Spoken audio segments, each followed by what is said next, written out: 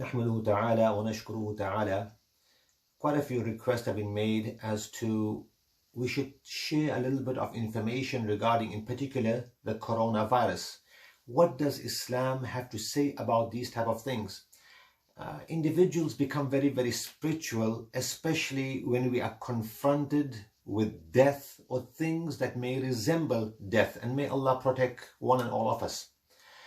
When we look at these type of plagues, or for that matter challenges, or for that matter sicknesses, like for example, we know approximately in 1917, 1918 there was what is known as the swine flu, and or the Spanish flu for that matter. And this flu wasn't, although it was not a plague, it affected millions and millions of people. Just in Spain alone, according to some sources, 8 million people died, and they were very open about it because they wanted to create a resolution. But many other countries were concealing these figures because they did not want to create fear or any negativity in their given environment. And they lost a lot of people. We also know of what is known as Black Death, or alternatively known as the bubonic plague. And there were places in France that literally got wiped out. It got wiped out to such an extent that those places later on became what is known as forest and jungle. It is only when subsequent wars were taking place and they would fly over and they would see these jungle-like places, and they realized that they had lost far more than they ever had even thought of. So plagues, flus, and of course influenza and plague is entirely two different things, but suffice to say they have affected many lives. So now, looking at it from an Islamic point of view, and by the way, regarding 1347, when approximately 12 ships arrived in Sicily, and when these ships arrived, people were coming out dead from it. They would have these huge boils in various parts of their body. And the Sicilians realized, we cannot let them in because it's going to create a big problem. However, the fact that they were allowed to be in Sicily, even for a short period of time, just by mere rubbing one another, touching one another, or passing one another, according to some sources, this plague became this carrier of death. And by the way, when we look at these various sicknesses, if you will, not only did it affect many, many lives, but the root of it many a times happens to be linked to animals. Our consumption of animals, how we are keeping animals, how we're relating ourselves to animals. And some of them were linked to either snakes, according to some rats, according to others, the pig, etc. So religion has rules and regulations in as far as the things it wants us to consume, the manner in which it wants us to even care for our animals. The mad cow disease, it was according to some, it was directly linked to individuals or farmers rather. How can I say it in a diplomatic way so I don't offend people? They were sort of killing animal or whatever feed was there. That feed was not from a grass origin. In other words, dead animal were being basically pulverized and fed to cows. Now, you and I both know, you don't have to be a rocket scientist to realize, a cow does not eat meat.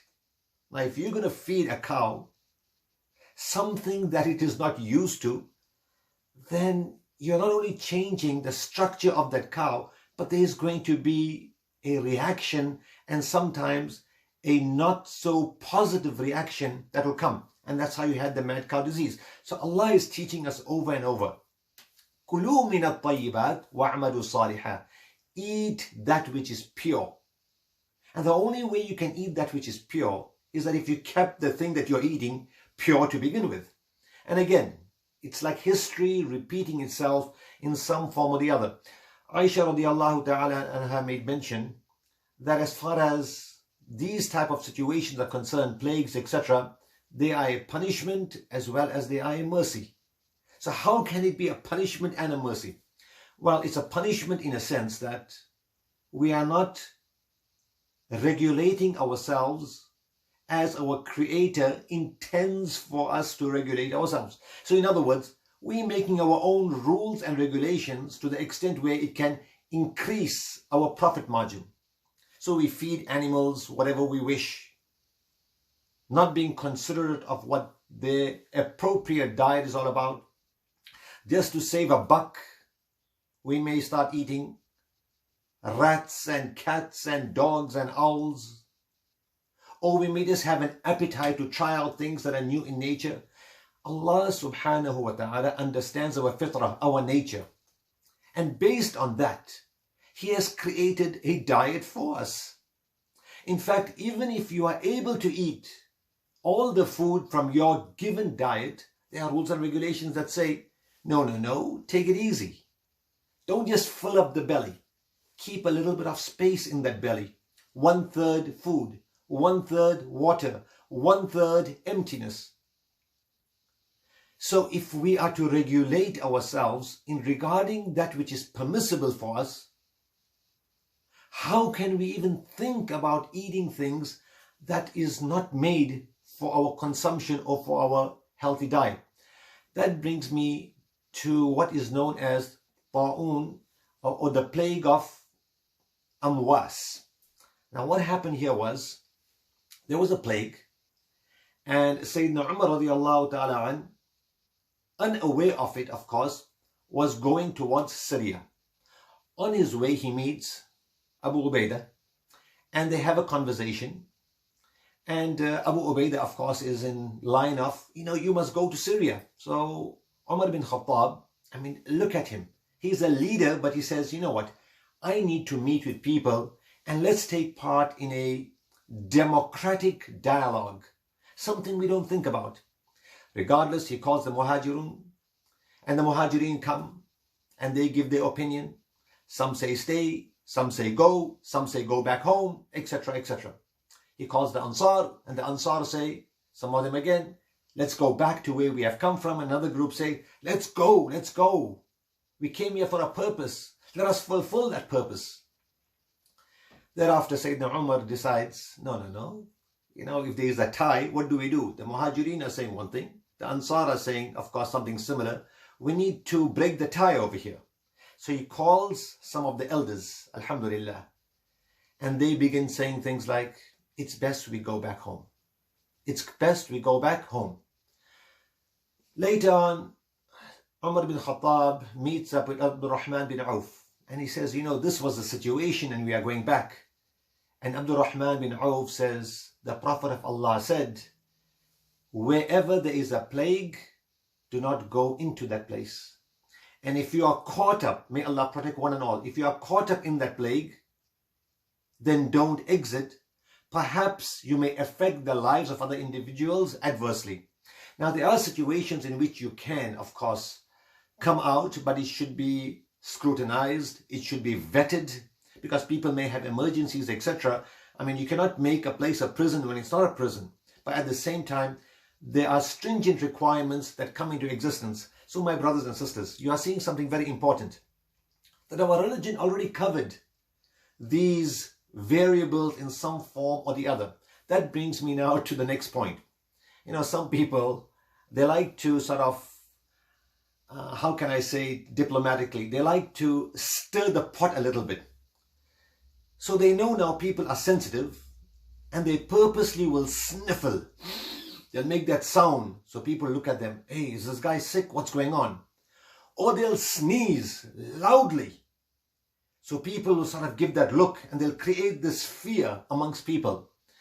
And this is not part of our deen. And if you are sick, now I'm not saying if you are sick you have the virus, but at the same time, people are sensitive about it. So you sort of got to maybe back off public places. So this way we don't create more anxiety. In fact, our Rasul sallallahu alaihi wasallam, it is said when he used to sneeze, he would always try to cover his mouth. In the morning, he would use the siwak, meaning the twig. In the evening, he would use the twig. Before the prayers, he would use the sort of brush to clean his mouth. Hygiene was something he took great pride in. When he would eat food, he would wash his hands. When he would take part in using what we will call the restroom, he would make sure that not only his body is cleaned, he would teach the companions that when you do these certain type of things, you need to make sure that you are clean, and the area that you are using for such purposes, it too should be cleaned. So my brothers and sisters in Islam, Islam is big on hygiene. And I think if we take it a little bit more serious, which of course many of us are, we can contribute to a much more, inshallah, healthier environment. Now we ask Allah subhanahu wa ta'ala to make it easy for all people. We should not be judgmental. We have no right to say, because China has done this or that, etc. We cannot play God. We cannot play Allah. We should be looking at the wrong a group is doing and try to correct that wrong.